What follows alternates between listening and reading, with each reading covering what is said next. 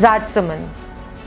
कुछ दिनों पहले जब राजसमंद का स्थापना दिवस था तो हम लोगों ने ये चर्चा करी थी कि बहुत सारी चीज़ें हैं जो राजसमंद को खास बनाती है, लेकिन सबसे ज़्यादा जो राजसमंद को खास बनाती है वो है यहाँ के लोग, वो है राजसमंद निवासी।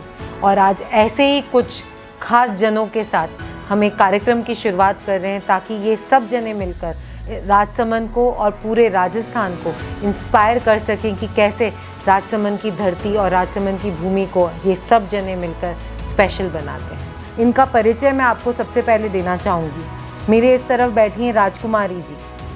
ये महिला 25 सालों से ये राजसमंद में है और किन परेशानियों से कैसे ये उभर कर आज अपने बच्चों को इन्होंने आर्मी में पहुंचाया है। एक बेटी को इन्होंने एमकॉम पीएचडी बीएड कराई है, वहाँ तक ये पहुंची हैं। तो इनसे हम बात करेंगे, साझा होंगे थोड़ी देर में। 2 बच्चियाँ आपको इधर दिखेंगी जो बैठी हुई हैं, ये दोनों बोरज के एक गवर्नमेंट स्कूल से है, सुनैना जी और धनपूर्णा जी। इन दोनों ने एक प्रोजेक्ट के माध्यम से कैसे राजसमंद का नाम रोशन करा है उस बारे में हम थोड़ी देर में चर्चा लेंगे। मेरे इस तरफ बैठे हैं परीक्षित जी। इन्होंने राजसमंद के एक स्कूल से शिक्षा लेकर किस प्रकार से राजसमंद का नाम देश और विदेश दोनों में रोशन किया है। उनके बाजू में रीना जी, उनकी नवविवाहिता बैठी हैं जो एप्पल कंपनी में यूएस में काम करती हैं।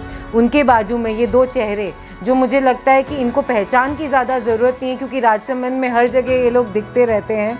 उमा जी और मोनिका जी वी विश फॉर सोसाइटी के लिए काम करते हैं और इन बच्चियों ने किस तरीके से 3 साल पहले 17 जनों की टीम को 25 जनों की बनाकर और कैसे ये सोसाइटी को अपने माध्यम से हेल्प कर रहे हैं। तो आज एक कार्यक्रम की दृष्टि से, एक कार्यक्रम के माध्यम से सोच सिर्फ एक छोटी सी है, वो ये कि हम इन लोगों से इंस्पायर होते हैं, इन नामों से इंस्पायर होते हैं। ये सारे जने यहाँ पर बैठे हुए एक एग्जाम्पल के रूप में आपके सामने हैं। सबसे पहले मैं बात करना चाहूँगी राजकुमारी जी आपसे। ये जो प्रोग्राम की शुरुआत हमने करी थी, मेरे मन में यही सोच था कि मैं इस पिछले 1 साल में इतनी महिलाओं से मिली हूँ, इतने लोगों से मैं मिली हूँ और कहीं ना कहीं एक हस्बैंड के चले जाने के बाद कोरोना में इतनी लॉस हुई है। हमारे पारिवारिक लॉस की तो बात नहीं करूँगी, लेकिन मैं कितनी महिलाओं से मिली हूँ, हमारे कितने कार्यकर्ता इस पिछली लहर में गए हैं, उनको 1 साल अभी हुआ है गए हुए। कहीं ना कहीं हम चाहते हैं कि आप उन महिलाओं को एक मोटिवेट करें, क्योंकि ज़िंदगी ख़त्म होती है या ज़िंदगी का रुख चेंज हो जाता है। तो आपने जब अपने हस्बैंड को लूज़ करा आज से 11 साल पहले, कैसे आप उससे उभरी और कैसे आपने अपने बच्चों को इतना काबिल बनाया, जो मुझे लगता है कि एक प्राउड की बात है कि इनका बेटा आज हमारे देश के लिए काम कर रहा है, इंडियन आर्मी में, एयरफोर्स में काम कर रहे हैं और इनकी डॉटर आज एमकॉम कर लिए, बीएड कर लिए और वो अच्छी जगह प्लेस्ड हैं। तो आप प्लीज़ अपने संघर्ष से बताइए कि कैसे आपने ये इस को हासिल करा और इन चीज़ों तक आप पहुँचे। मैम, मैं 2012 में इनकी डेथ हो गई थी। फिर 2 साल तो मैंने घर पे सिलाई विलाई सीखी और वो सिलाई करके मैंने 2 साल निकाले। और फिर मैंने हरिओम सिंह जी से, कलेक्टर साहब से रिक्वेस्ट की कि चलो मेरे को स्कूल में जॉब दिला दो। इतनी मैं पढ़ी हुई नहीं थी, 8वीं पास हूँ मैं। तो हरिओम सिंह जी ने मेरी हेल्प की और कलेक्टर साहब ने भी हेल्प की।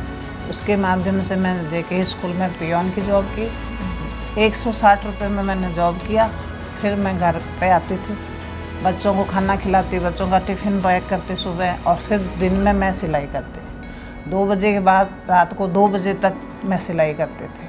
सिलाई से जो पैसा मिलता था वो मैं घर खर्च करती थी। स्कूल से जो पैसा मिलता था मेरे बच्चे की फ़ीस के लिए करती थी। मेरी बेटी 11th में थी, पापा ख़त्म हुए तब, और बेटा 7th में था। तो बेटे को मैंने जेके स्कूल से 12th कराई और इसको मैंने 11th 12th MCom BCom BEd. ये मेरे बच्चों ने भी मेरे को सपोर्ट किया, मैंने इनको सपोर्ट किया। और बच्चे भी आज मेरे, बेटा इंडियन एयरफोर्स में है, बेटी की शादी मैंने अभी शादी की नवंबर में, इसके बना है जो वो इंडियन नेवी में। और मैम, मेरे बच्चे दोनों ही अच्छे हैं और मेरे बच्चों ने बहुत अच्छा मेरे को सपोर्ट किया, मैंने बच्चों को किया। आज मेरे बच्चों की वजह से मैं खुश हूँ और मेरे बच्चों ने मेरा डर समझा। और कल इनके 11 साल पूरे हो गए हैं और इन्होंने मेरे को इतना सपोर्ट किया कि मेरे को कभी उनका कमी महसूस नहीं होने दी। एक मैं आपसे राजकुमारी जी ज़रूर से एक महिला होने के हैसियत से बात पूछना चाहूँगी। कहीं ना कहीं ये एक चीज़ होती है कि हिम्मत हमें कौन देता है, क्योंकि जब हम हमारी सोचते हैं कि दुनिया ऊपर नीचे, जैसा आपने बताया कि प्राइवेट जॉब में थे आपके हस्बैंड, और उनके प्राइवेट जॉब से जाने के बाद जो सेविंग्स उनकी रही होगी और जो आपने बच्चों को इतनी मेहनत से पढ़ाया है या करा है, तो वो हिम्मत अंदर से कैसे आपकी बनी और आपने लोगों का मुकाबला किस तरीके से करा? मैम उनकी डेथ के बाद 1 महीने बाद मेरे को यहाँ आना पड़ा, तो मैं टूट गई थी, अब क्या करूँ। लेकिन इनको तब मैं सुलाती थी, तब मैं सोचती थी, ये सो जाते थे तो मेरे को अब क्या करना है कि अपने यहाँ कोई ज़मीन अमीन नहीं है, हमारी कास्ट में हम नरेगा में काम नहीं कर सकते।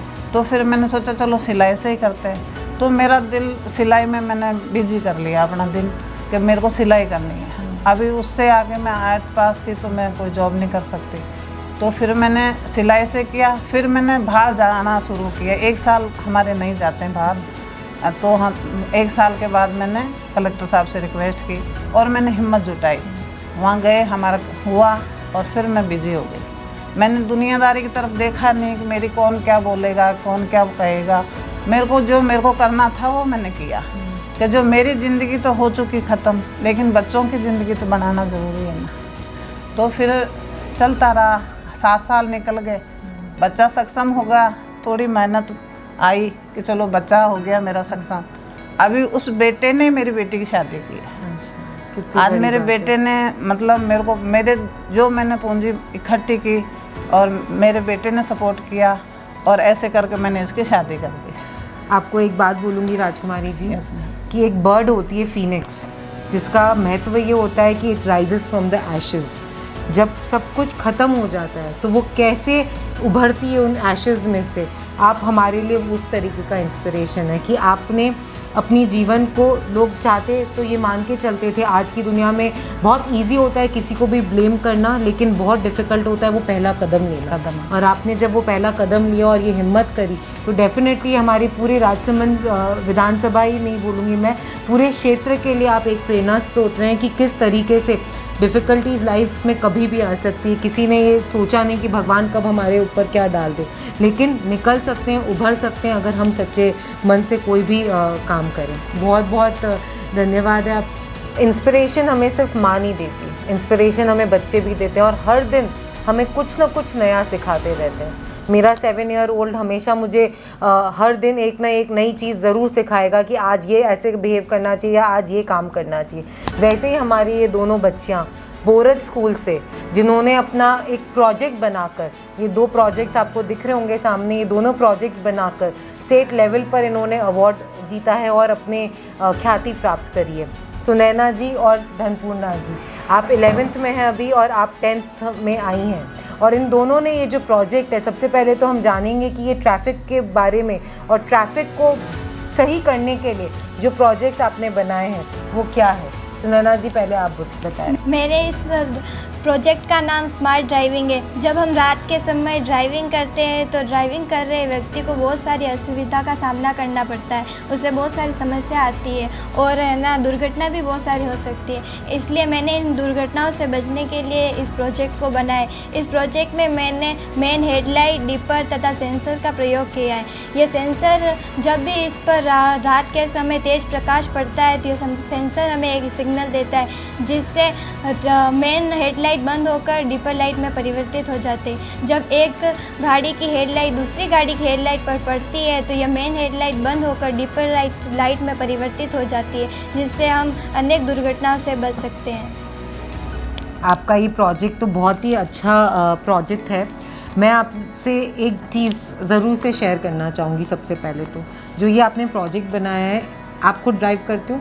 नहीं। तो आपने ये कैसे सोचा कि ये डिपर लाइट का प्रॉब्लम ड्राइवर को आता है? क्योंकि मैं बहुत ड्राइविंग की शौकीन हूँ और ये एक समस्या है जो हर ड्राइवर जब वो हाईवे पे चलता है तो डिपर बार बार मारता रहता है कि सामने वाला वो लाइट कम करे और आराम से हमें दिख सके और हम वो ड्राइव को अच्छे से कर सके। तो ये आपने सोचा कैसे? मेरे पापा ड्राइव करते हैं, उनसे ही सीखा। एक बार हम जा रहे थे रात के समय तो उनका भी एक्सीडेंट हो गया, उससे मैंने ये सोचा। उससे आपने ये इंस्पिरेशन ली कि आपको ये प्रोजेक्ट बनाना चाहिए। मुझे लगता है ये बहुत ही अच्छी सोच है।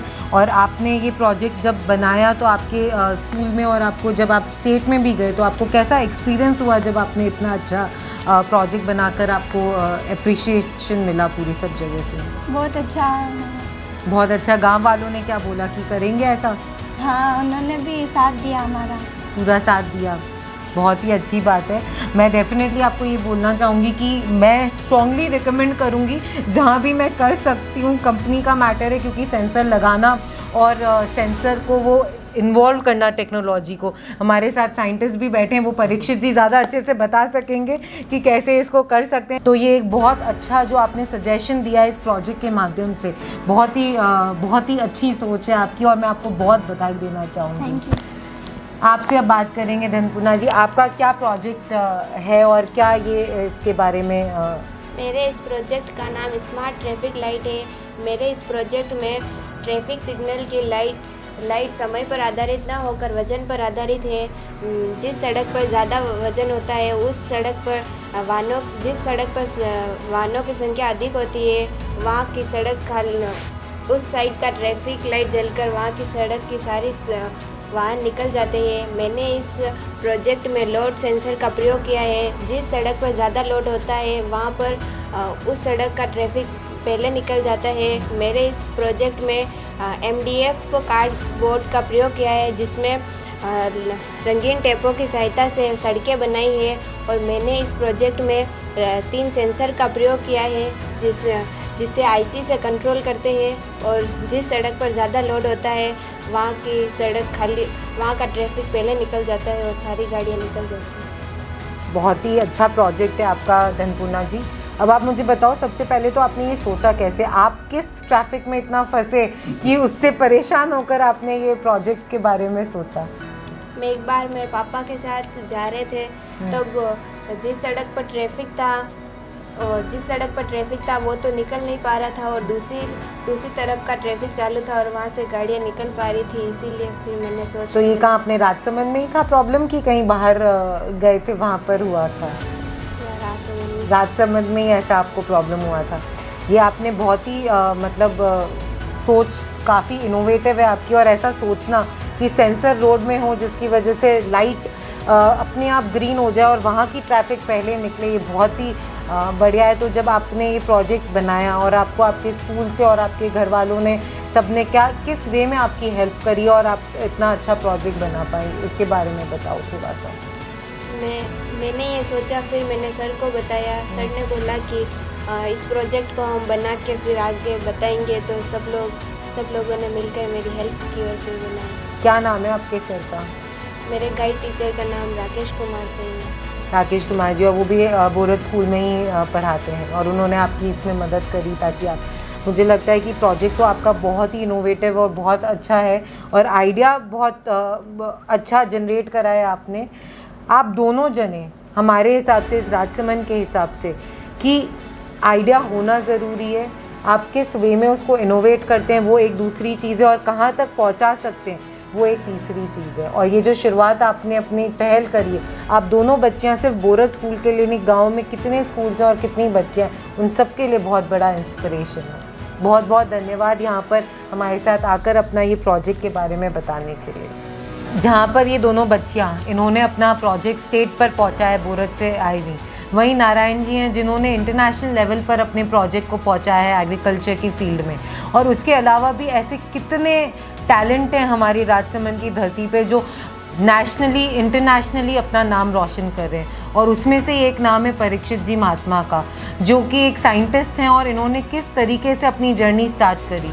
एक राजसमंद के आलोक स्कूल में अपनी एजुकेशन लेने के बाद इनकी क्या जर्नी रही, आज उस बारे में हम जानेंगे। सबसे पहले तो मैं आपको बधाई देना चाहूँगी, मैनी कॉन्ग्रेचुलेशंस। आप दोनों की अभी शादी हुई है 2 दिन पहले।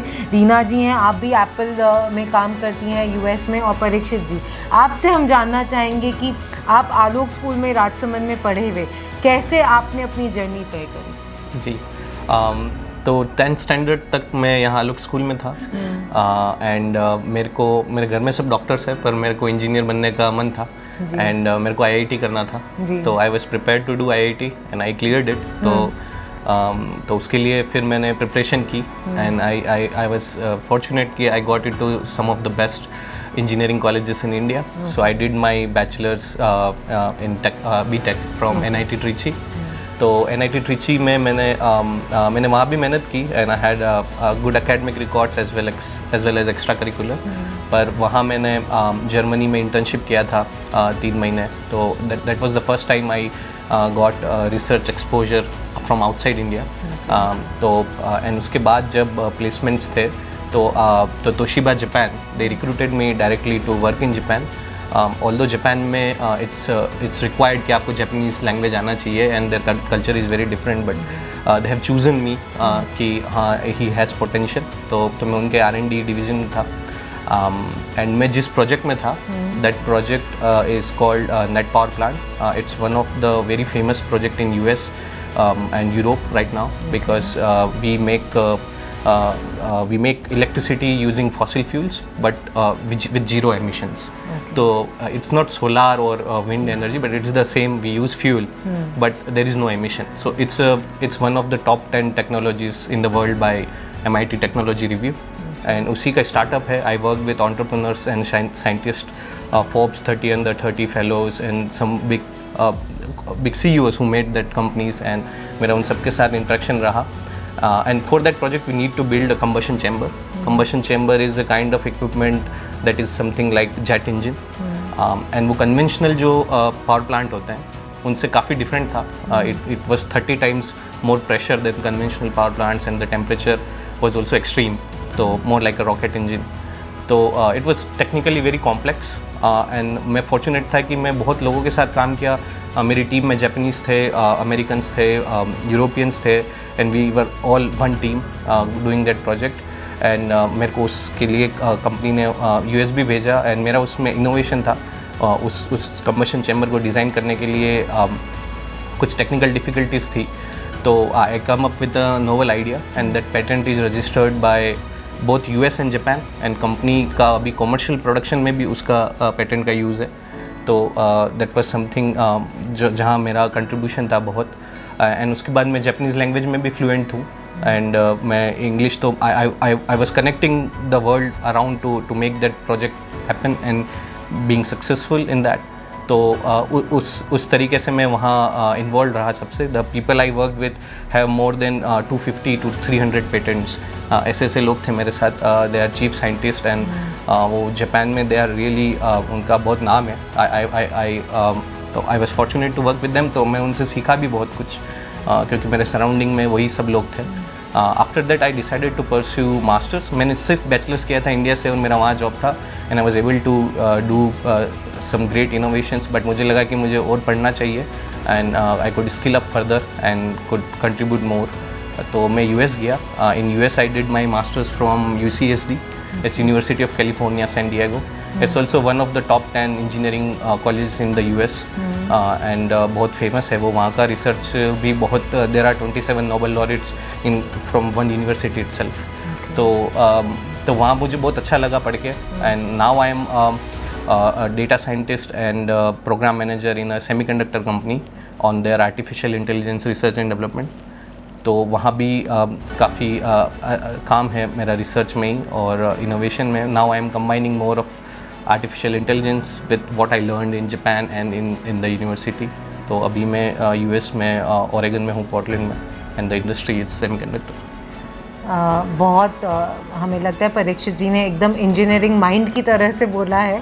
एक लेमैन भाषा में मैं आप सब जनों को बता दूं कि परीक्षित जी ने जो इनके फादर ने मुझे समझाई लेमैन भाषा में वही मैं आप लोगों को सबको बताऊंगी कि फ्यूम्स धुआं जो निकलता है उससे कैसे इलेक्ट्रिसिटी बनती है और उसको एक चेम्बर में आप उस चेम्बर से वो धुएं को पास होते हुए वो कैसे इलेक्ट्रिसिटी बनती है ये काम आपने करा है जिसका पेटेंट अभी हुआ है. और उस लेमैन भाषा में मैं हमारे पूरे राजसमंद को बता सकती हूँ, बोल सकती हूँ कि इंजीनियर अपने इंजीनियर के दिमाग से ही बोलते हैं. पर हम जैसे जनों को जिनको इंजीनियरिंग नहीं आती उनको सिंपल भाषा में वो करना. एक चीज़ मैं आपसे पूछना चाहूँगी क्योंकि आपने भी बाहर पढ़ाई करी है और मेरी भी बेसिक एजुकेशन उदयपुर में हुई थी और उसके बाद मैं बाहर पढ़ने गई थी. एक इशू जो मुझे इनिशियली स्टार्ट जब हम करते हैं तो आया था लैंग्वेज इशू. Yes. जब हम बड़े शहरों के बच्चों के साथ पढ़ते हैं तो एक तो धारणा होती है कि छोटे शहरों के बच्चे हैं, इनको कहाँ इतना एक्सपोजर है, इनको ना तो इंग्लिश आती है ढंग से, ग्रामेटिकल मिस्टेक्स हमारे बहुत होते हैं। एंड हम जब बाहर पढ़ने जाते हैं तो हम उन सब जनों के उसमें होते हैं। मैंने जब पढ़ाई करी बाहर तो मेरे कॉलेज में जापान के भी थे, यूएस के भी थे, दुबई के भी थे, ऐसे अलग अलग शहरों से, सिम्बाइसिस पुणे में अलग अलग कंट्रीज़ से बच्चे पढ़ते थे। और कम्युनिकेशन एक प्रॉब्लम था क्योंकि हम यहाँ पर मेजरली हिंदी बोलते थे मेरे स्कूल में, एटलीस्ट हम लोगों के। आई एम श्योर राजसमंद में भी एक वो इशू रहा होगा कि जब आप राजसमंद से त्रिची गए या त्रिची से आप जापान गए या जापान से आप यूएस गए तो लैंग्वेज का जो एक बैरियर था, जो सबको लगता है कहीं ना कहीं हमारी पर्सनालिटी में वो रहता है कि हमें इनहिबिशन होती है हमारी बात को बोलने के लिए, भली वो टीचर्स के पास हो या भली वो आगे कहीं बढ़ने के लिए हो। जब हम इंटरव्यूज़ के लिए बैठते हैं तो एक धारणा होती है कि आपको इंग्लिश बहुत अच्छे से आनी चाहिए। आपने उस बैरियर को कैसे पास करा? हाँ, लैंग्वेज बैरियर हमेशा से रहा था। और स्टार्टिंग में मैं जब बाहर गया, ट्रिची गया, तो वो साउथ इंडिया है, तमिलनाडु है, एंड सब वहाँ पे इंग्लिश ही प्रॉपर, मतलब main medium of language English ही था। तो मैं उस वक्त, मेरे जैसे और भी लोग थे, मतलब और भी छोटे छोटे शहरों से थे, तो उनमें भी बहुत लोग थे जो बहुत जल्दी पिकअप करते थे। मैं बहुत टैलेंटेड लोगों के बीच रहा हूँ, IITians थे, तो मैं सीखा वो कैसे सीख रहे हैं। तो हम मूवीज़ देखते थे इंग्लिश में या फिर टीवी सीरीज़ देखते थे, तो उससे काफ़ी फ़र्क पड़ता है। मतलब एक एंटरटेनमेंट भी हो जाता है, और आप जब कॉलेज के फर्स्ट ईयर में होते हो तो उतना लोड नहीं होता है पढ़ाई का जितना आपका थर्ड ईयर या फोर्थ ईयर में होता है, और आप उस जगह पे सेटल हो रहे होते हो, फ्रेंड्स बना रहे होते हो। तो एक मूवीज़ इंग्लिश हॉलीवुड साइड में एक टेस्ट भी आता है, आपको समझ आता है कि उनका कल्चर क्या है, और प्लस वो आप जब देखना चालू करते हो तो स्टार्टिंग में थोड़ी डिफ़िकल्टी रहती है समझने में, बट आई थिंक वो मतलब एक ईजी वे है कि आप कम्युनिकेशन लैंग्वेज समझ करते हो और आप उससे आप पिकअप भी कर लेते हो वर्ड्स, एंड क्योंकि वो एवरीडे सिचुएशन पे होता है तो कुछ आपने जापानीज तो सीखी, हाँ। तो किसी जापान वाले को मेवाड़ी सिखाई कि नहीं सिखाई? हाँ, सिखाई बिल्कुल, और उनका उदयपुर ट्रिप भी कराया। इनफैक्ट मैं एक जापानीज कपल के साथ बिजनेस स्टार्ट करने वाला था, उनको यहाँ बुलाया, वो यहाँ आए, दिल्ली भी आए, मेरी दीदी से मिलाया, तो उन्होंने भी थोड़ा मेवाड़ी सीखी, यहाँ का कल्चर देखा, उदयपुर घूमे, उनको बहुत अच्छा लगा। एंड इनफैक्ट मैं जिनसे भी मिलता हूँ अभी भी यूएस में भी या कहीं भी कोई नया जिनसे मेरा इंटरेक्शन रहता है अच्छे से, मैं उनको बोलता हूँ कि आप उदयपुर और मेवाड़ रीजन ज़रूर विजिट कीजिए। अगर आप कभी उदयपुर यहाँ नहीं आए इंडिया, तो वहाँ का जो हमारा कल्चर है, वहाँ का लैंग्वेज है, तो वो वर्ड्स वगैरह सीखते हैं, उनको आता है, ऐसे खम्मा गणी हुई या ऐसे वो सुनते भी है क्योंकि ये कुछ फेमस है, लोगों के आता है दिमाग में, उनको पता है कि खम्मा गणी वहाँ मेवाड़ी एक लैंग्वेज है। मेरे को कहीं ना कहीं ये लगता है कि विश्व के लिए, इंडिया नहीं बोलूँगी, भारत का नाम जब आता है तो मेवाड़ कहीं ना कहीं उनकी सोच में ज़रूर आता है, महाराणा प्रताप उनकी सोच में ज़रूर आते हैं, और ऐसी कितनी चीज़ें हैं जो उनकी सोच में डेफिनेटली आती है। राजस्थान ज़रूर आता है, राजस्थान का रेगिस्तान ज़रूर आता है। बिल्कुल। एक और बात मैं आपसे इसी चीज़ के बारे में पूछना चाहूँगी कि जब आपने जापान गए या आप यूएस गए और आपने यहाँ के कल्चर के बारे में उनको बताया, वहाँ का कल्चर ये सीखा, राजसमंद के बच्चों को आप क्या बोलना चाहेंगे कि वो किस तरीके से, आज ये बच्चियाँ हैं, इन्होंने ये प्रोजेक्ट बनाया है इतना अच्छा, क्या ऐसा कर सकते हैं आप राजसमंद के बच्चों के लिए, या उनको आप क्या एक मोटिवेशन दे सकते हैं कि वो लोग भी आगे बढ़कर और कहाँ तक नहीं पहुँच सकते हैं? मेवाड़ में अपन मतलब Maharana Pratap is a big source of inspiration for me. मतलब उन्होंने खुद इतने से रीजन से पूरी मुग़ल सल्तनत को चैलेंज किया था, गिवन दैट कि वो इतने स्ट्रॉन्ग है, उनका आर्मी इनसे कितना गुना ज़्यादा बड़ा था। तो I mean having that mindset of challenge कि आपका कोई भी सिचुएशन आए, आप एक चैलेंजिंग माइंडसेट रखते हैं कि मतलब आप एक बार उससे जो भी होगा वो रिजल्ट्स अलग, आपको पता है कि बहुत डिफ़िकल्ट है, लेकिन आप उसको फिर भी परस्यू करेंगे, एंड कितनी भी डिफ़िकल्टीज आए यू माइट सक्सीड और नॉट, बट वो आपको बहुत स्ट्रॉन्ग बनाता है। आप डेफिनेटली मैं ये कहूँगी राजसमंद के बच्चों के लिए कि आप लोगों को अगर कोई समस्या है कि हमें अब्रॉड कैसे जाना है, या हमें पढ़ने में क्या इशू आ रहे हैं, या हमें किस वे में हमारे को चैनलाइज करना है हमारी एनर्जी को या हमारी एजुकेशन को, आप परीक्षित जी को भी कांटेक्ट कर सकते हैं। मुझे नहीं लगता कि ये कभी भी मना करेंगे आपको कहीं भी गाइड करने के लिए, हेल्प करने के लिए। और ऐसे कितने बच्चे हैं जो बाहर पढ़े, वो हमेशा अपने घर को, अपने परिवार को, अपने क्षेत्र को या अपने सिटी को हमेशा आगे बढ़ाने की पूरी कोशिश करते हैं। कुछ लोग राजसमंद का नाम इंटरनेशनली पहुंचा रहे हैं, तो कुछ जने राजसमंद की जड़ों से जुड़कर राजसमंद के लोगों के लिए काम कर रहे हैं। वैसे ही एक सोसाइटी है वी विश फॉर सोसाइटी, जो राजसमंद के लोगों के लिए काम कर रहे हैं। और उनके वहाँ से आए हुए ये दोनों जने, इन चेहरों को, इन नामों को कोई इंट्रोडक्शन की ज़रूरत नहीं है, लेकिन उमा जी और मोनिका जी, आप दोनों जने आज यहाँ पर आए हो। पहले तो बहुत बहुत धन्यवाद कि आपने समय निकाला। उसके बाद मैं आप दोनों से ये सबसे पहले जानना चाहूँगी कि कैसे ये वी विश फॉर सोसाइटी आप लोगों ने चालू करी और क्या करती है वी विश फॉर सोसाइटी। जैसा कि मैम ने बताया, हमारे एनजीओ का नाम है we wish for society. We wish for, इसका शॉर्ट फॉर्म है WWF। WWF नाम सुन के हमें हमेशा लगता है कि ये एक फाइटिंग स्पिरिट को डिनोट करता है। तो इसी तरीके से हम लोग राजसमंद की जो गर्ल्स हैं, ये भी समाज की रूढ़िवादी परंपराओं से और विचार से फाइट ही कर रहे हैं। और दूसरी चीज़ मैं और इसमें जोड़ना चाहूँगी कि इस संस्था का जो पूरा नाम है वी विश फॉर, इसका अर्थ है हम कामना करते हैं।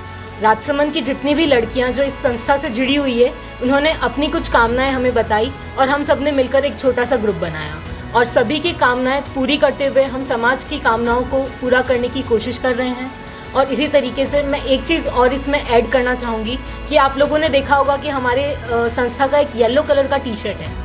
वैसे तो येलो कलर जो होता है वो हैप्पीनेस को शो करता है, इसी के साथ येलो कलर जो होता है वो हमेशा रेडी टू को शो करता है, मतलब हम हर काम के लिए तत्पर हैं, तैयार हैं।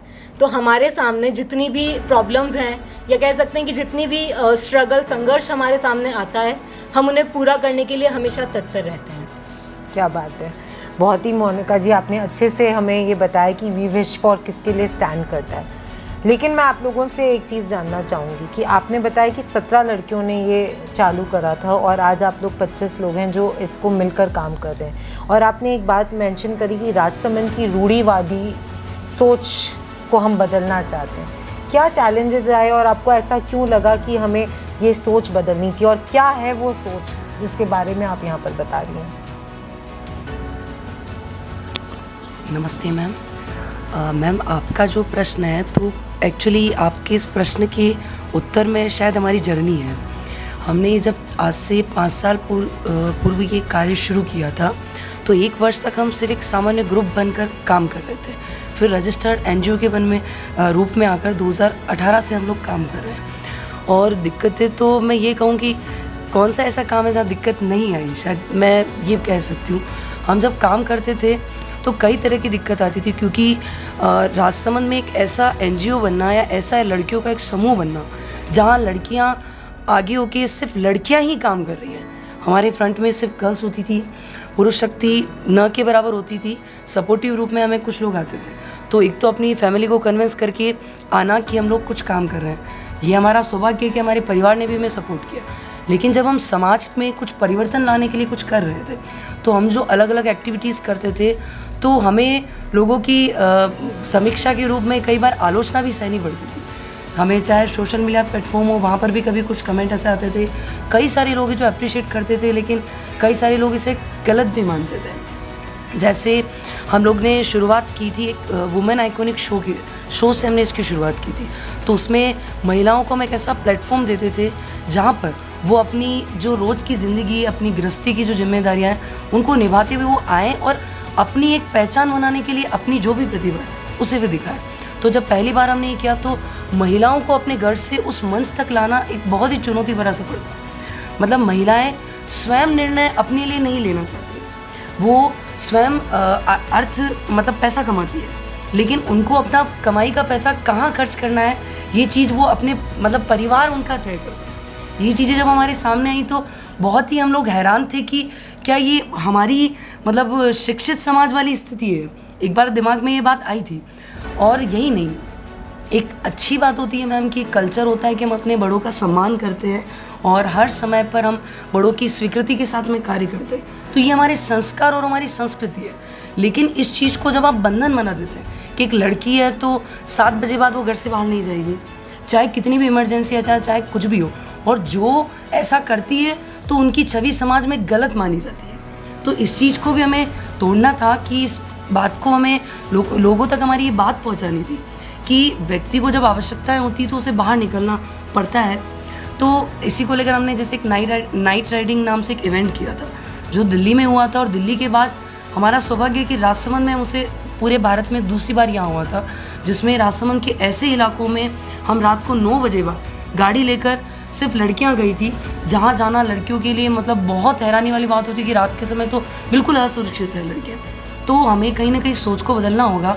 हमें शिक्षा के क्षेत्र में लड़के और लड़कियों में समानता लानी होगी। हम कोशिश तो कर रहे हैं थ्योरिकली, लेकिन प्रैक्टिकली 100% सक्सेस हमें अभी उसमें नहीं मिल रही है। लड़कियां शिक्षित हो रही है, जो अच्छी शिक्षा लेती है तो वो अच्छे घर की बहू बन जाती है। सामान्यतः यहीं तक हम कहीं ना कहीं सीमित हो गए हैं।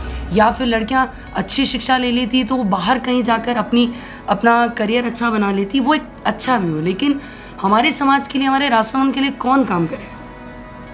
वो काम तब होगा जब राजसमंद में हम एक सोच में बदलाव ला पाएंगे। सोच से पुरुष या महिला की नहीं, सभी की होती। अगर हम मनुष्य बनकर यहाँ आए हैं तो उसमें महिला पुरुष का दायरा क्यों? सभी लोग समान रूप से काम करें, ये हमारा मोटो है। और वी विश फॉर सोसाइटी अपनी इस सोच के साथ अलग अलग कार्य कर रही है। जैसे हमारा परिवर्तन की मशाल नाम से एक प्रोजेक्ट चल रहा है जिसमें हम वुमेन की हेल्थ और हाइजीन को लेकर काम करते हैं। तो हम गाँव में गवर्नमेंट स्कूल में जाते हैं, बच्चों से बात करते हैं मेंस्ट्रुअल हेल्थ को लेकर। तो हमारे सामने ऐसे ऐसे तथ्य आए कि बच्चों को पता ही नहीं है कि एक्चुअल में क्या होता है, हमारा सिस्टम क्या है। तो उसके बाद ये चीज़ें हमें कहीं ना कहीं प्रेरित करती है कि हम काम करने के लिए और आगे बढ़ें। जब हम नोगामा, भील बस्ती जैसी जगह पर जाते हैं और वहाँ ये देखते हैं कि उन बच्चों की ये स्थिति है कि किसी के पास ऊपर पहनने को कपड़ा नहीं है तो किसी के पास नीचे पहनने को कपड़ा है, तो अपने आप हमारा जो हृदय है वो द्रवित हो जाता है और हमें प्रेरित करता है कि हम वो काम करें। और इसमें समाज के कई लोग हमें मदद करते हैं। जब हम घर पे जाकर लोगों से कहते हैं, अपने संपर्क वाले लोगों से कहते हैं कि आपके पास अगर ऐसे कपड़े हो जो अच्छी स्थिति में हो, चाहे आपके बच्चे को पहने हुए भी हो, आप नया कुछ नहीं ला सकते तो वही दिला दीजिए, तो वो लोग हमें देते हैं मैम। और लिटरली हम लोग वहाँ जाते हैं और जब आप ऐसे किसी समाज के लोग को, हमारे ही हिस्सा है वो भी इंसान है, तो जब हम उनके लिए करते हैं तो उसके बाद जो मन से प्रसन्नता होती है, जो सेटिस्फेक्शन, जो संतुष्टि होती है, वो अद्वितीय है। बहुत अच्छा लगता है ये सब चीज़ें हैं। और उसके अलावा कई छोटे छोटे काम हम कर रहे हैं। हमारे एनवायरनमेंट को लेकर भी हम अवेयरनेस को लेकर काम करते हैं, पौधे लगाते हैं और पौधे जाकर उन्हें संभालते हैं, ट्री गार्ड लगाते हैं। ऐसे कई सारे छोटे छोटे काम हम करते रहते हैं। और आप जैसी शख्सियत जब हमारे साथ आज जुड़ी है, और हमारे लास्ट इवेंट में जो हमारा महिला उद्यमिता को लेकर पहला एक प्रयास था शहर में कि महिला आत्मनिर्भर बने, महिला में आत्मविश्वास आए, इसके लिए हमने एक अश्मिता नाम से एक इवेंट किया था, एक प्रोग्राम किया था जिसमें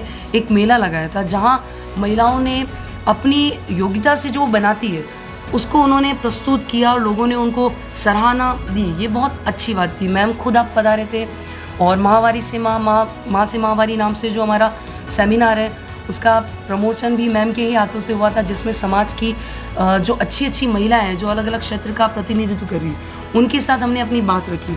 और बात रखने के बाद उन्होंने हमें जो सराहना दी, जो समर्थन दिया, जो अपने विचार और अपने क्षेत्र की समस्याएं रखी, उससे हमें फिर एक नया मार्ग मिला है कि हम अपना अगला कार्य वहाँ ढूंढें। तो ये सारा कार्य अभी हम कर रहे हैं। और हमारा जो मुख्य ध्येय है वो कोई एक तो नहीं है, पर हमारा मुख्य उद्देश्य कहीं ना कहीं ये रहता है कि हम जो हमारी मानसिकता है उसमें परिवर्तन लाएं ताकि हमें आउटपुट मिले। तो उमा जी, अपन इस बात को इस वे में पुट कर सकते हैं कि राजसमंद में हम समाज की रूढ़िवादी सोच को बदलना चाहते हैं। दूसरी चीज़ मैं आपसे ये जानना चाहूँगी कि आप लोग जो ये 17 लड़कियाँ मिली, और मैं खुद इनके इवेंट में गई हूँ, मुझे पता है कि सब यंग बच्चे हैं, ऐसा क्या हुआ कि आप लोगों को लगा कि ये बैरियर्स ब्रेक करने की ज़रूरत है? क्योंकि इस समय पे लड़की या तो सोचती है कि वो एजुकेशन ले, या वो सोचती है कि वो अपना करियर बनाए, या वो उसके माँ बाप उसके लिए डिसाइड करते हैं कि उसकी शादी अच्छे घर में करें या उसको सेटल करें, जिसको एक शादी का रूप दिया जाता है। मतलब हमारे यहाँ पर आज भी ये माना जाता है कि लड़की को सेटल करना मतलब उसको अच्छे घर में शादी करना होता है। तो ऐसे चीज़ों को लेकर जिस समय उन यंग बच्चियों की, आप सब बहुत छोटे हो, कॉलेज गोइंग हो, या मतलब अभी भी अपनी किसी वे में रिसेंटली ग्रेजुएट हो, एजुकेशन प्राप्त करो, आप लोगों ने ये कैसे सोचा या ये कैसे इस पर आए कि हमें ये समाज की रूढ़िवादिता को बदलना चाहिए? क्योंकि इस समय में लड़कियां बहुत हमारे फ्रेंड्स होते हैं, हमारी लाइफस्टाइल होती है, हमें अपने एक जिसको कहते हैं कि एक फैमिली के उसमें हम रहते हैं, उसको छोड़कर आप 17 जनों ने जब ये शुरुआत करी थी तो ऐसी क्या सोच हुई कि उस सोच से आप लोग जुड़े, या ऐसा कुछ पर्सनली किसी के साथ कुछ घटा जिसकी वजह से आप लोग सब लोगों ने उनको ज्वाइन कर आप लोग आ गए? मैम एक्चुअली इस बारे में मैं ये बताना चाहूँगी कि आज जो वी विश फॉर सोसाइटी में जितनी भी लड़कियां काम कर रही हैं, हम रजिस्टर्ड रूप से शायद 25 या 30 है, लेकिन अगर देखें तो संख्या हमारी बहुत बड़ी है जो हमें अलग अलग तरीके से सपोर्ट करते हैं। तो वो हम सब जो लोग हैं उन लोगों की सोच ये है कि समाज की सेवा करना मनुष्य के जीवन का एक भाग है। तो कहीं ना कहीं हम सब लोगों की सोच ये थी। और आपने जैसे कहा ना कि एक ऐसा कौन सा पॉइंट है जहाँ हमने शुरुआत की, तो शायद इसका क्रेडिट हमारी जो सचिव महोदय है lieutenant doctor Vinita Paliwal ma'am, जो कि बीएन कॉलेज में वर्तमान समय में लेक्चरर है बॉटनी से। तो हम लोग वहाँ जैसे उस समय मैं जस्ट पास आउट थी कॉलेज, मैंने बैचलर डिग्री की थी और आगे की पढ़ाई में कर रही थी। हमारे कुछ साथी जो कॉलेज से किनका फाइनल ईयर था, कोई सेकेंड ईयर में थे, तो मैम ने हम सबको एक इवेंट के लिए वुमेन आइकॉनिक शो विश नाम से हमने एक कार्यक्रम किया था 2017 में। तो हम सबको जोड़ा और एक कार्यक्रम के रूप में हम जुड़े थे एक व्हाट्सएप ग्रुप से। एक व्हाट्सएप ग्रुप बनाया गया और उसमें मैम के नोन में जो ऐसे बच्चे थे कि जो लिटरली कुछ करना चाहते थे, कॉलेज में अच्छा परफॉर्म करते थे या जिनकी सोच कहीं थोड़ी डेडिकेशन वाली थी, तो उनको मैम ने जोड़ा। और फिर उस जुड़ाव के बाद उस ग्रुप में ऐसे 3 दिन तो हमें मतलब लिटरली मुझे पर्सनली समझ नहीं आया था कि क्या हो रहा है ये कौन सा ग्रुप बना है और क्या है। तो फिर 3 दिन बाद हमारी एक मीटिंग हुई पर्टिकुलर एक प्लेस पे और वहाँ कॉन्सेप्ट बताया कि हम लोग ऐसा कुछ करना चाहते हैं, तो क्या आप लोग साथ देंगे। तो मैम हमने जब वो पहला इवेंट किया तो उस इवेंट के बाद हमारा जो कॉन्फिडेंस था, जो सोच थी, वो अपने आप में एक ऐसे स्तर पर पहुंची कि हम आगे प्रेरित हुए। फिर उस 1 वर्ष में हमने अलग अलग तरह की एक्टिविटीज़ की। अब इसमें क्या हुआ मैम कि कई सारी जैसे हम गर्ल्स थी तो किसी को हायर एजुकेशन के लिए शहर से बाहर जाना था तो वो लोग भी गए, कई सारी गर्ल्स की शादियाँ हो गई तो ससुराल की जिम्मेदारी में वो व्यस्त हो गई। तो ऐसे लोगों का आना जाना होता रहा, लेकिन वो लोग सपोर्ट के रूप में चाहे दूर थे लेकिन फिर भी हमें सहयोग वो देते। फिजिकल मेंटल सब तरीके का सपोर्ट ज़रूरी होता है। इस तरीके से हम बने और इसका क्रेडिट कहीं ना कहीं विनीता मैम को ही जाता है कि उन्होंने हमें एक प्लेटफॉर्म पर लाकर खड़ा किया और आज उनके नेतृत्व में काम करते हुए हम यहाँ तक पहुँचे हैं। बिल्कुल मैं आप सब जनों को ये बताना चाहूँगी कि इतना बड़ा इंस्पिरेशन है ये वी विश फॉर सोसाइटी और सबके लिए है। कैसे एक व्हाट्सएप ग्रुप से एक एनजीओ बनती है और वो राजसमंद की जनता के लिए इतनी मदद करती है, इतने लोगों को। इनके जिस इवेंट को इन्होंने बात करी है वो छोटा सा इन्होंने डिस्क्रिप्शन दिया है। मैं उन महिलाओं से मिली हूँ, जिस एक महिला से मैं आपको एग्जांपल देना चाहूँगी और उन्होंने मुझे इतना प्रेरित करा है उमा जी। वो पहली बार अपने घर से निकली, उन्होंने अपने घर पे मठड़ी और उन्होंने अपने घर पे अचार और उन्होंने अपने घर पर ऐसी छोटी छोटी घर की चीज़ें बनाई और 10-10 रुपए के वो पैकेट उन्होंने रतन देवी जी साहू उन्होंने वो 10-10 रुपए के पैकेट्स बनाए। और कैसे वो 10 रुपए कमाकर उनको एक लगा कि मैं जो बच्चों के लिए वैसे ही बनाती थी, लेकिन आपने उनको आर्थिक रूप से मजबूत करा, उनको ये बताया कि घर में रहकर भी हम कैसे काम कर सकते हैं। और आप लोग पूरा ग्रुप मेरे लिए पर्सनली तो बहुत इंस्पिरेशन है ही, लेकिन आप जो राजसमंद के लिए कर रहे हैं वो बहुत सराहनीय है और आप ये काम करते रहें। और मुझे नहीं लगता है कि जब हम अच्छा काम अच्छी सोच के साथ चालू करते हैं तो अपने आप लोग जुड़ते हैं। वो कहते हैं ना, जाने बे मंजिल पे मैं अकेला ही चला था और कारवा बढ़ता गया और लोग जुड़ते गए, बस वही वाली बात है। इस कार्यक्रम को हम यहीं समाप्त करते हुए आज एक बात ज़रूर कहना चाहूँगी कि इन चारों जने से, चाहे वो माँ का संघर्ष हो, चाहे वो बच्चों का इनोवेशन हो, चाहे वो परीक्षित जी ने कैसे हमारा नाम राजसमंद का रोशन करते हुए यूएस में जाकर और तोशिबा कंपनी में जापान में काम करा हो, चाहे ये बच्चियाँ हो जिन्होंने राजसमंद के लिए काम करा हो, ये सब हमारे लिए इंस्पिरेशन है। और इंस्पिरेशन हमें कहीं दूर खोजने की ज़रूरत नहीं होती, हमारे पास ही बैठा हुआ होता है। जब मैं इस राजनीति क्षेत्र में आई वो पहला कदम ही सबसे ज़्यादा डिफ़िकल्ट होता है और आप सब ने आज हमें ये बताया कि जब आप वो एक कदम बढ़ा लेते हैं, उसके बाद समस्याएं अपने आप कम होने लग जाती, लेकिन वो फर्स्ट स्टेप लेना बहुत ज़रूरी है। और आप सब राजसमंद वासियों से मैं यही कहना चाहूँगी कि आप कुछ भी सोचें, अच्छा सोचें, बड़ा सोचें, और ये ज़रूरत नहीं है कि आप ट्रेडिशनल सोच रखें, कन्वेंशनल सोच रखें। सोच कहीं भी जा सकती है, हम कुछ भी सोच सकते हैं, लेकिन वो पहला कदम बढ़ाना बहुत ज़रूरी है, उसके बारे में बात करना बहुत ज़रूरी है। आपका बहुत बहुत थैंक यू कि आप लोगों ने अपना समय दिया और यहाँ पर आए और इतनी इंस्पायर करा हम सब जनों को, उसके लिए बहुत बहुत थैंक यू। आज जो ये प्रोग्राम हुआ है, राजसमंद टूरिज़्म के लिए फ़ेमस है, राजसमंद धार्मिक पर्यटन के लिए फ़ेमस है, राजसमंद में इंडस्ट्रीज़ है और राजसमंद के ये लोग हैं जो इसको स्पेशल बनाते हैं। ऐसे कितने लोग हैं, कितने घरों में टैलेंट छुपे हुए हैं। आज इस प्रोग्राम के ज़रिए हम आप सबसे यही निवेदन करना चाहते हैं कि ऐसे टैलेंट को हमारे सामने लाएं, ऐसे लोगों को हमारे सामने लाएं जिनके साथ हम बात कर सकें और इंस्पायर हो सकें और पूरे राजसमंद को इंस्पायर कर सकें। उसके अलावा आपने ये देखा होगा कि इस प्रोग्राम का हमने कोई नाम नहीं रखा, क्योंकि ये राजसमंद के लिए कार्यक्रम है और उन्हीं के लोगों के लिए है और उन्हीं के लोगों से बनता हुआ कार्यक्रम है। तो हम यही चाहते हैं कि आप लोग सब जने मिलकर इस कार्यक्रम को एक नाम दें, इस कार्यक्रम को एक पहचान दें। तो आप लोगों की तरफ से सजेशंस हमारे पेज पर आने चाहिए और हमें ये बताना चाहिए कि इस कार्यक्रम का हम क्या नाम लें, ताकि अगला कार्यक्रम जब हम राजसमंद के टैलेंट के साथ करेंगे तो उस नाम के साथ भी शुरुआत करेंगे जो नाम आप लोगों की तरफ से हमें सजेस्ट किया जाएगा।